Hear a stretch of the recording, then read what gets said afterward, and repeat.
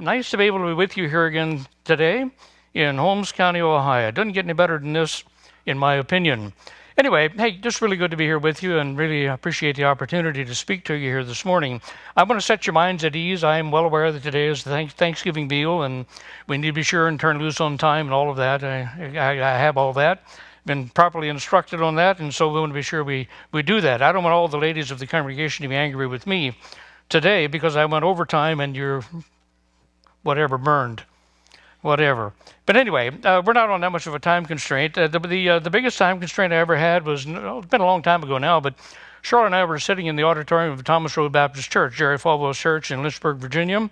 And he happened to spot me sitting out there, and he came out and said, "Brother Dale, I want you to preach for me this morning." And he said, "Bear in mind, we're on television here, and so you got 7 minutes. That's it, 7 minutes to get your sermon in." And he turned to the sound man who happened to be right there, and he said, "If he goes over 7 minutes, cut him off. Just pull the plug." And so I don't remember what I preached on. I do remember I got up and talked just as fast as I possibly could. And when I got done, I went back and sat down beside my wife, and I said, "How did I do?" She said, 6 minutes and 29 seconds. It was the greatest dream I ever had in my life. It didn't happen. Well, anyway, I'm really glad to be here with you this morning and to share with you. For some reason, most of the churches that I've been overseer of for all these years have been going through leadership transitions. I mean, when you hang around long enough time goes by that something has to change. Some people retire sometimes, some of them die in office and things like that. And so we always have to be constantly looking ahead. And let me just tell you, I really applaud what Brother Jimmy is doing here in this congregation. He's giving leadership and insight into what's going to be happening a number of years from now. And I much prefer that than as opposed to someone who comes to the Board of Elders and says, "In 2 years I'm done, it's up to you, you have to find somebody else to take my place," and so forth. Brother Jimmy is taking an active role in this, and I really believe that's the way to do it. I just hate it when churches form search committees and they begin hunting in other people's territories, trying to steal a preacher from some other church to come and take their place where they are. I much prefer what happened here. Ministers from this congregation have been created from the congregation itself, and I'm so grateful for that. Brother Furman was, and Brother Jimmy was, and in the future we expect that pattern to continue. And so how does that happen? Well, let me just tell you first of all that coming from the background that quite a number of you folks would have come from, it's probably pretty cut and dried in your mind as to how that happens. You take the voice of the congregation. If you have 1 vote, 2 votes, 3 votes, whatever the limit is, you put them into the lot, and then you draw a lot, and you let God take the blame or the credit for whatever happens after that. Really and truly, I don't want to hurt anybody's feelings, and I don't want to cause any kind of problems or anything like that, but folks, really and truly, I don't believe that's exactly what God would have us to be doing here. I'm not sure what the difference would be. This really sounds terrible, but to just tell you where I am on it, I'm not sure what would be the difference between that and just rolling the dice and trying to find something like that. I really don't, and perhaps that's putting it on too low of a level for you. I hope not. But when we talk about using the lot, it's an Old Testament thing. It's before the New Testament dispensation came in. You could point to the one in the New Testament where you have the Mattathias, who was put in to take the place of Judas Iscariot. But you know, you're never going to find the lot used after the day of Pentecost in Acts chapter 2. It's not there. It's not there. I met this morning with the Board of Elders and Brother Jimmy, and I told them there that I'm just a meat and potatoes kind of a guy. I'm not really a mystical person. I'm not one that can carry on a conversation with God. In fact, I have to tell you, when people start talking about God said this and I said that, and God said this and I said that, and God said this, I tend to back away from people like that because I'm not quite sure where they're going with that. And so I'm a little bit hesitant about that. And I don't claim that God speaks to me like that. I do believe God leads me, and I do believe God does speak. But I'm not one that's given to saying every little thing that happened, God said this, I said that, and so forth. But I do believe that God speaks. I told him this morning I could take you back and put you within 2 feet of where I was sitting when the call of the Lord came onto my life that I was going to be a minister. And that's been 50 years ago now that happened. It was a year after I got the call that I was actually ordained. And by the time we get to December the 8th this year, it'll be a total of 49 years. So that's a long time ago. But let me just tell you this. For anyone who may be feeling like, well, that's a terrible, terrible thing to have put on someone, I know that I have seen some ordinations already where the response of the congregation and the relatives and so forth was of such a nature that you would have thought that we were passing a death sentence on somebody. This is just a terrible, terrible thing. I want you to know that I have not felt that way at all. I feel like a privileged character to have been chosen by God to serve Him in the capacity that He has had me serve in the different churches all over the country and different other places as well. And the role of an overseer and so forth that I've done for a long, long time now already. What a privilege it is to be able to be involved in God's kingdom. What a difference it is in my life that I would be able to spend it like this instead of on myself. I simply love being in God's service, and I love that God chose me to do the things that He wanted me to do. Now, I will tell you that when I was ordained, it was by the lot. We were still doing things in the Old Testament way, I suppose. But since then, I've come to a realization, and I always felt sort of good about that. I thought, well, that was a big affirmation, you know. But then I began to realize that there's a better way. There's a better way. There's a way where we call upon the Lord and we hear from God, and God tells us directly what He wants us to be doing. And I much prefer that. In fact, let me just turn to you for just a little bit here in the book of Acts, Acts chapter 13, where we have the church gathered together at Antioch. And it says here that they were at the church in Antioch and names a number of people that were there. And then it says, and while they were worshiping the Lord and fasting, the Holy Spirit said, set apart for me Barnabas and Saul for the work to which I have called them. Then after fasting and praying, they laid hands on them and sent them away. And over again in the early church, you're going to find those very phrases that when they prayed, when they fasted, and then the Lord spoke and He separated people out to call them into the work that He wanted them to do. And I much prefer that. The idea of a congregation coming together and being able to pray together, to fast together, to prepare their hearts before the Lord together, and corporately seeking His face and trying to do what they can do to hear from Him, trusting Him to speak.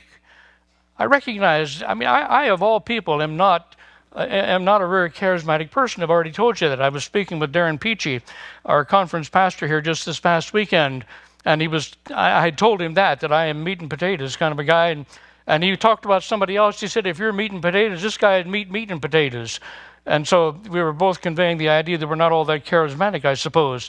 But nonetheless, to come together and expect God to answer our prayers and to heed our fasting and pay attention to that and hear the heart cry of the congregation together as we seek God's face, that to me is a special, special time.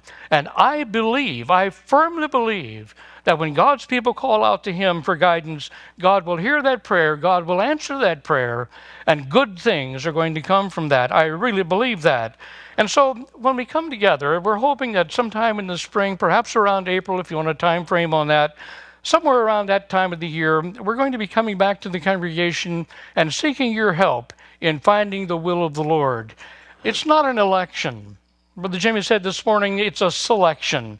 It's actually an affirmation of what God has already done. You see, I believe that in the heart of somebody sitting here today, there's already a firm conviction that I am that person.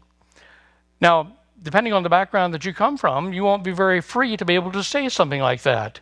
I knew before I was ordained. It was no surprise to me when it happened. I knew a year ahead of that it was going to happen. And God spoke to my heart just as clear as could be. He spoke through a brother. But that brother may as well have been God Himself standing there and saying, you are going to be a minister. It was that clear to me.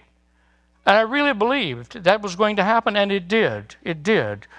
You see, God called me, but the church gave the affirmation for it. Just because someone would say to you, I feel like I'm called of the Lord to do whatever it happens to be. Maybe that's true, but maybe that's not true. You see, God gives the call, but the congregation affirms it. It comes down to this. If I believe that I have a call to be a minister or whatever else it happens to be, but nobody else in the church agrees with that, it means that I am mistaken. It really does.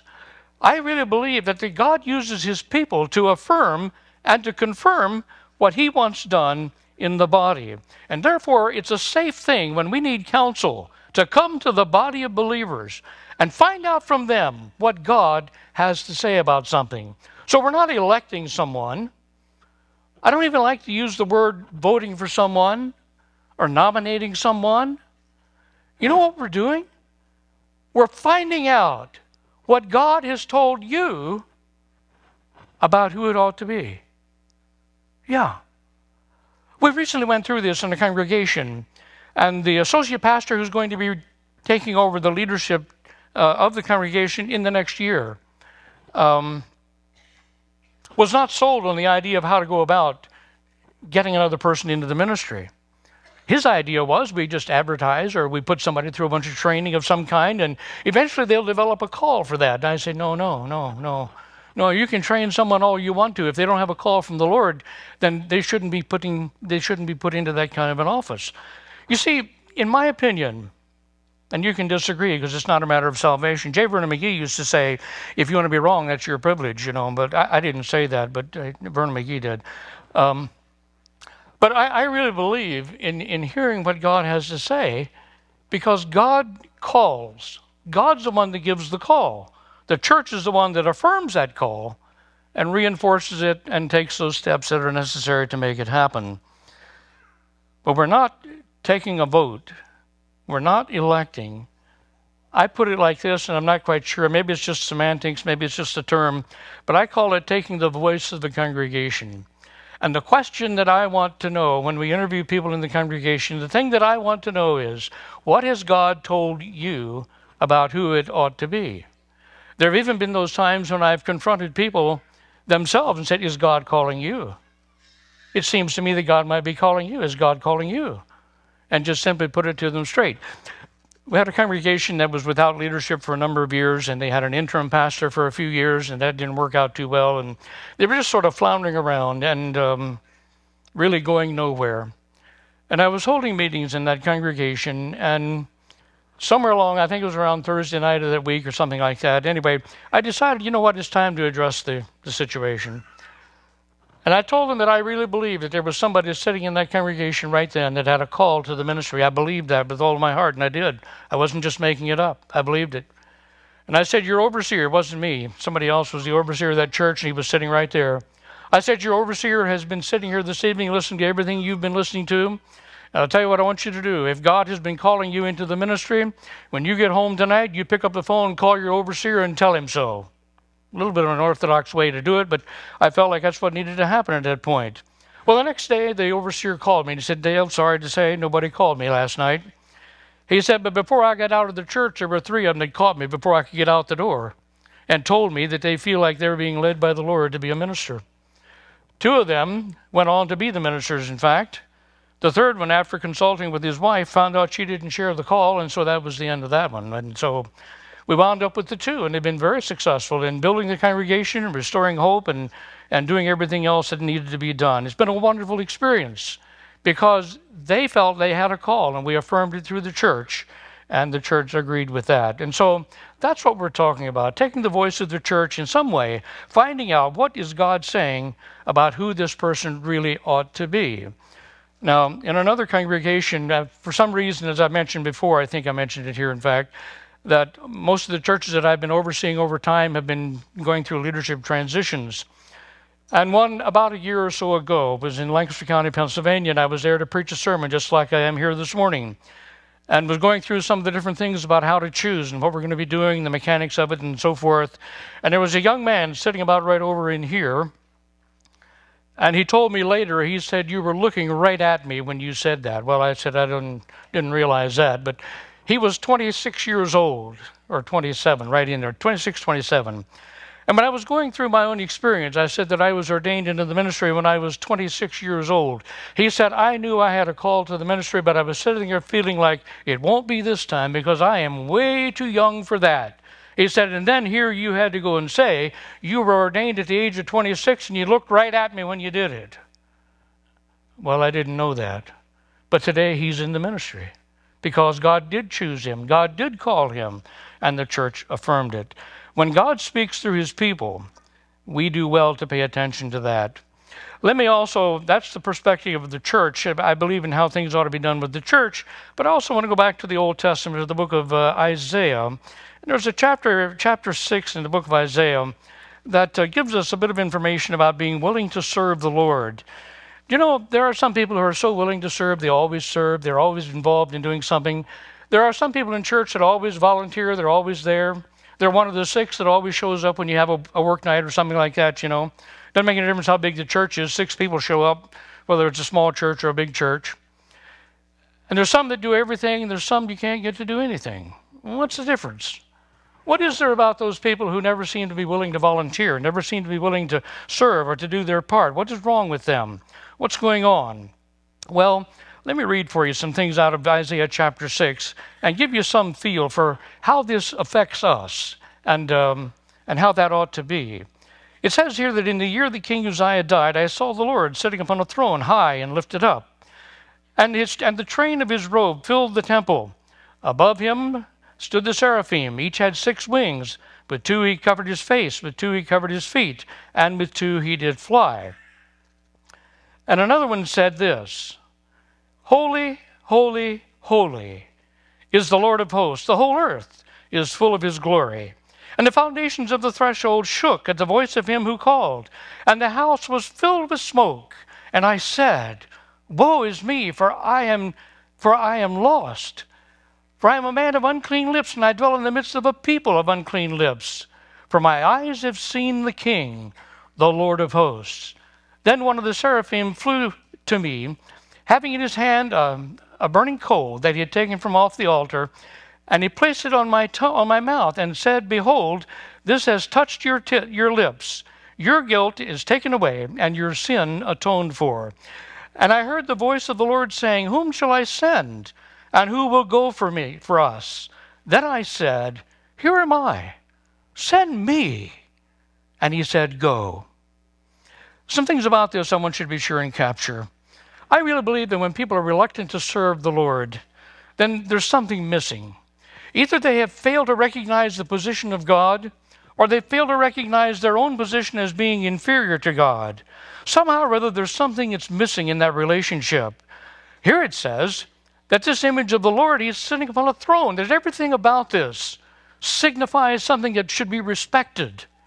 God is sitting on a throne, high and lifted up. My secretary had to go to court on Friday on behalf of her daughter. And she was all worried about that. She said, I've never been to court in my life. Oh, I said, I have. You probably have too. At least some of you. And it's okay. But did you notice when you went to court, maybe you've never been to court, but you've seen it on television, and the judge is sitting on a bench, a chair, but he's high. And when the attorneys have to come and approach the bench to plead their case or to have some private conversation, they're all standing there like that, looking up at the judge. Did you ever think about that? There's a reason he's not down there. It's to invoke awe. It's to invoke respect.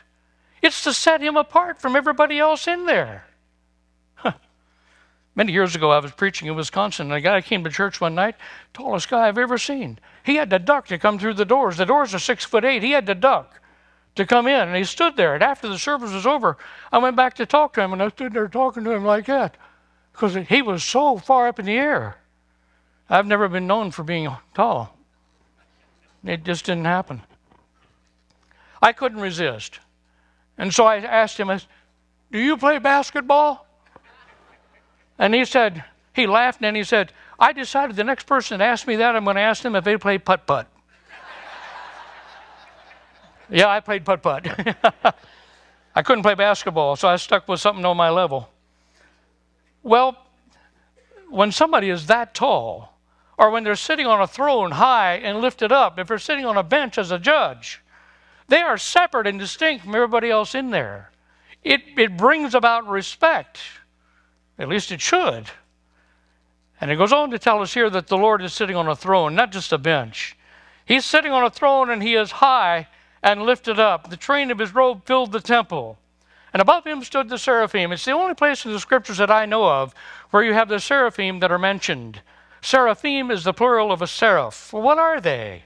They are angels of fire. And so get the picture here that God is sitting on a throne, high and lifted up, and behind him are flaming angels.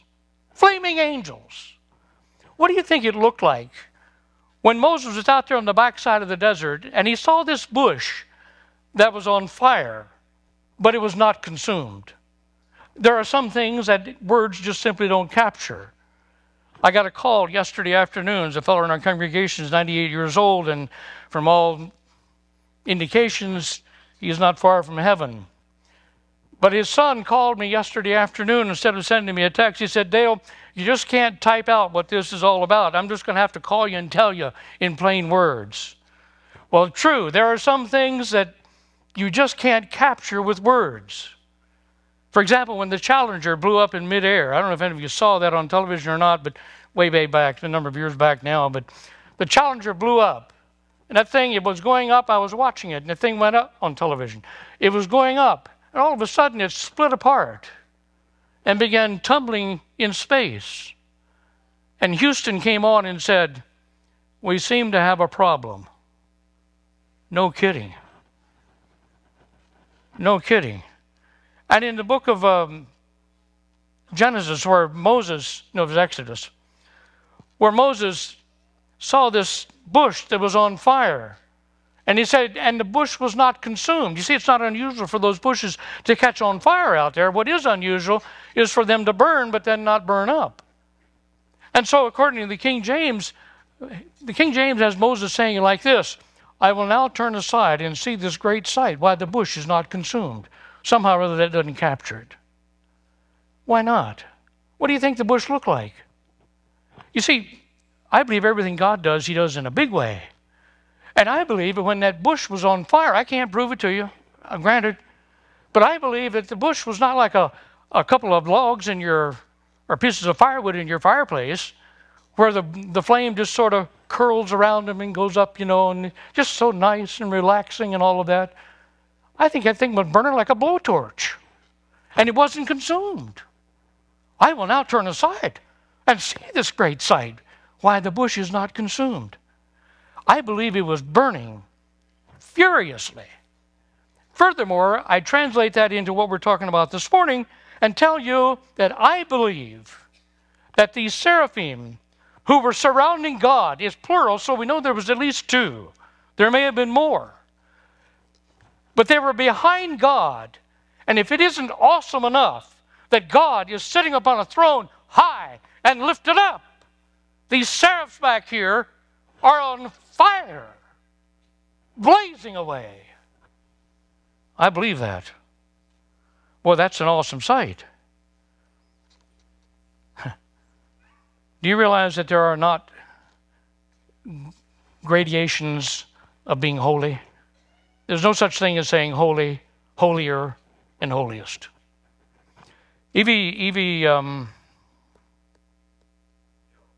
Yes, Hill. E.V. Hill, one of my favorite preachers when he was still living, had a sermon that he preached called Holy, Holy, Holy. And the way that he put it was like this. The first angel wanted to describe God, and the best thing he could say was, holy.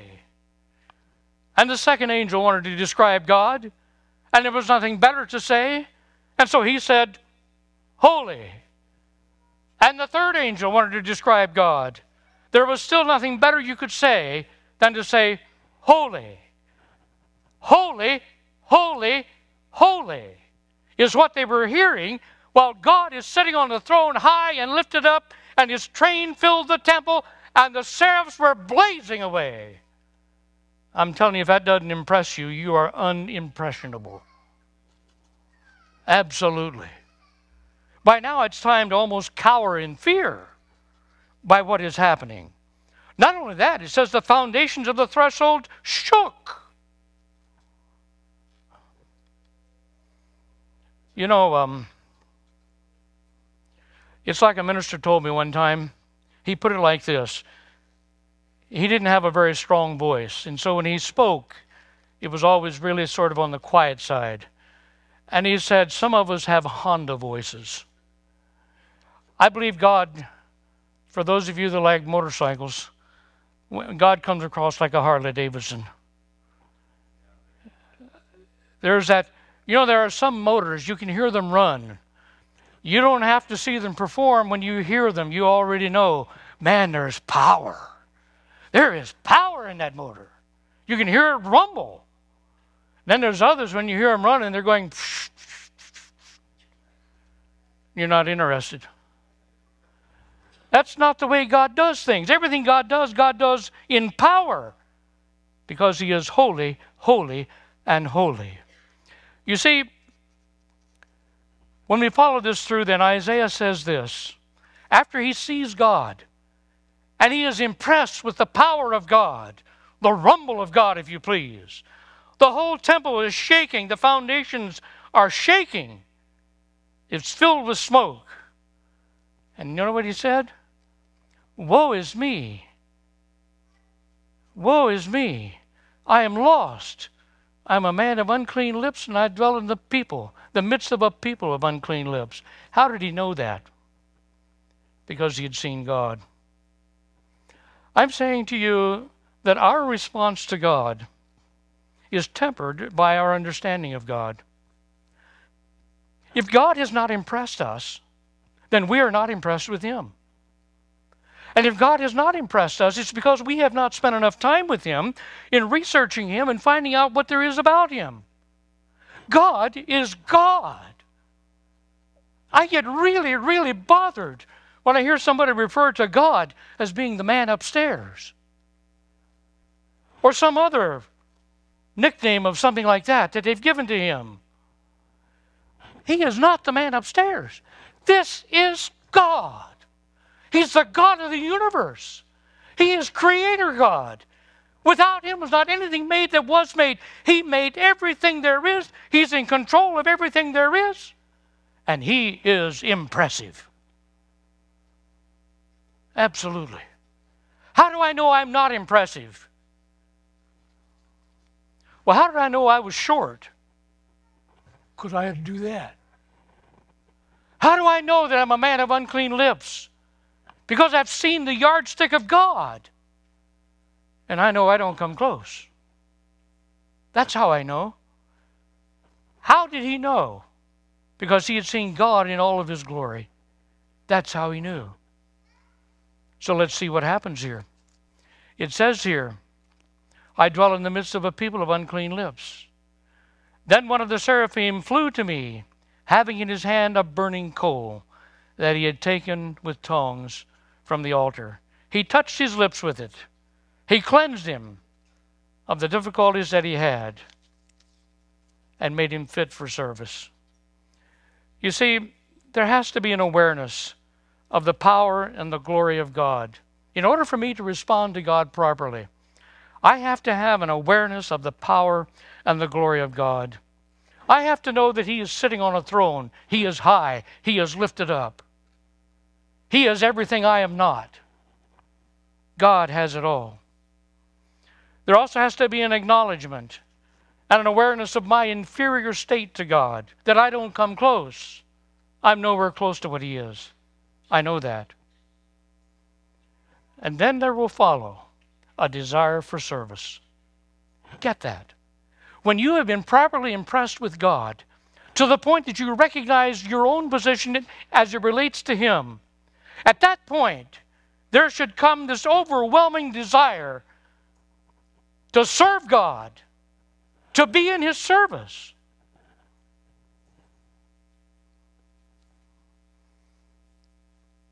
Let me tell you something that just happened to me just recently. I am 75 years old, and people ask me all the time. I don't know if it's because I look like I should quit, or they've heard me preach and they're sure I should quit. I don't know. Maybe it's just the age thing. But I'm asked continually by people, when are you going to quit? Why? Why don't you? When are you going to quit? That goes for working. I still work full time too. I really had in my mind, when I get to be 75, I will start laying things aside. And then the most amazing thing happened. Probably about 2 months ago, something like that. I had a doctor tell me, you have diastolic heart failure. It's not as bad as it sounds. But left untreated, it would be bad. Well, right after that, we went to the National Quartet Convention. It was the greatest that we've ever been to. We go every year. sitting there listening to the songs of heaven. Heaven seemed really close to me because of what I'd just been told. I cried my way through most of the convention. On the last day of the convention, the Inspirations, that old group of men from Bryson City, North Carolina, they had a reunion. And they brought in all these old guys that had been with them way, way back in the day. And we're sitting there listening to music and songs that I haven't heard in 50 years. And something happened. Something came over me, and for a meat and potatoes guy, this is unusual. But something came over me, and this feeling was there. You need to ask God for 5 more years of active ministry. And it came again. You need to ask God for 5 more years of active ministry. I didn't know what to do with it. I'm 75. That'll make me 80. That's getting pretty old. So when it was over, I walked out into the big foyer area, and there stood Gerald Wolf. I'd been looking for him all week. He's an old friend. There he stood. And so I walked up to him and I said, Gerald, let me tell you what happened.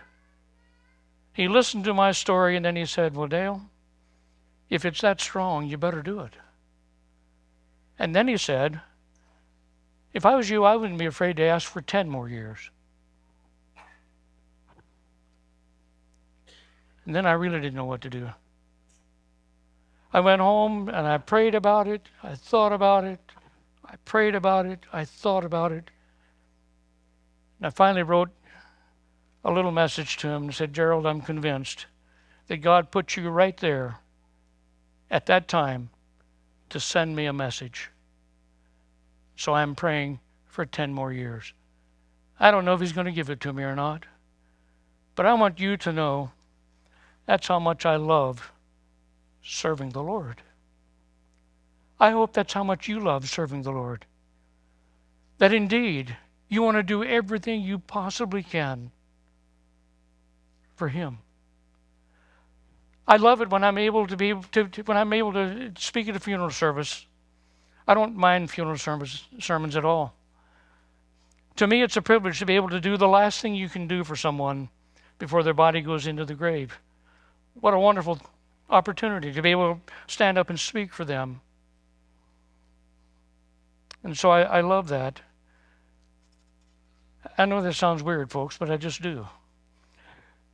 But to be able to stand up and say, having known what I know about the life of this individual, heaven is going to be different because of their life and life work.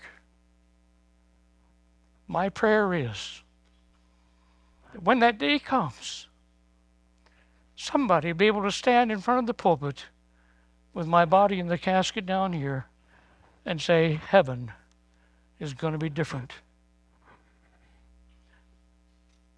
And why would it be? Because in my mind, God is high and lifted up. The seraphim behind him are blazing with fire. I see nothing but purity, righteousness, powerfulness, everything is in God. And to think that He asked me to be a part of His army. Folks, there's somebody sitting right here this morning. I'm not a prophet. I'm not the son of a prophet. But I am satisfied there is somebody sitting here this morning that already knows you're going to be that associate pastor. My prayer would be that you get a hold of God, understand who He is, everything about Him, so that you can be impressed even more than ever to serve Him in a special way for the rest of your life.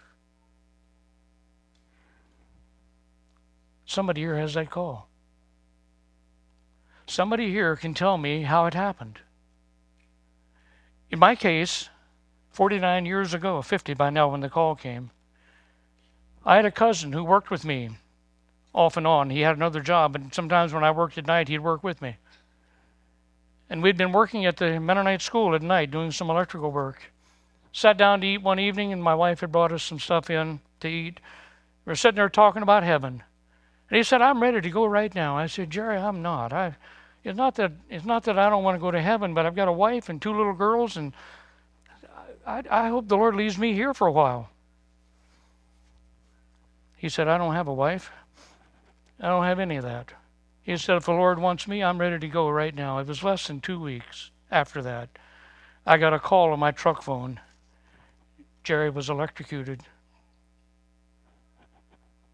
He's gone. Our church was looking for pastors at that point. Had been for a number of years. It was the saddest funeral I'd ever seen. Brother Phil took Jerry's Bible, preached the sermon out of Jerry's Bible. Most of the time, a pastor can hold it together at a funeral. And Brother Phil couldn't that time. The whole church was crying. And when it was all over, we went to the fellowship hall to eat. And the pastor, whom I knew well, he lived the next house back the road from me, sat right beside me. It was a God thing. And I turned to him and said, Brother Phil, I don't know how in the world can preachers preach funeral sermons? It may as well have been God himself standing there or sitting there when he looked over at me and said, Dale, we can't, but God can. I knew in that instant what God had in mind. I am so grateful. I'd never have known you hadn't it been for that. I'd never been able to develop a love for the congregation here had it not been for that.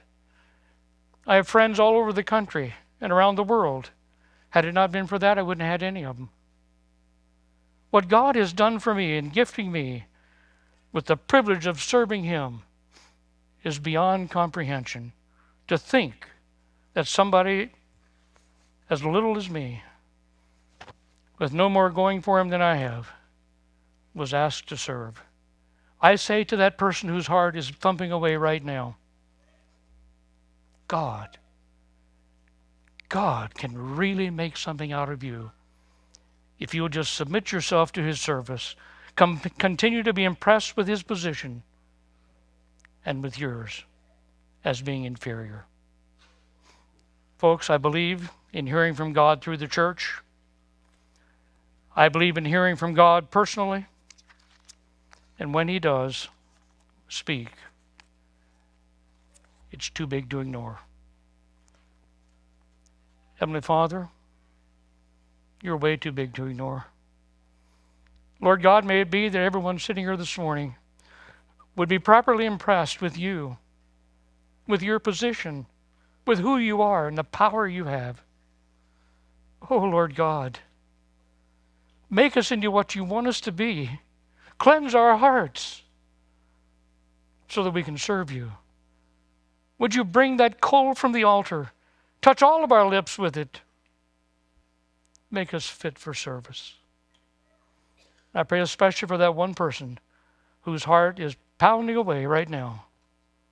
Continue to speak. Continue to lead. And be with this congregation as together we follow your leading. In Jesus' name, amen.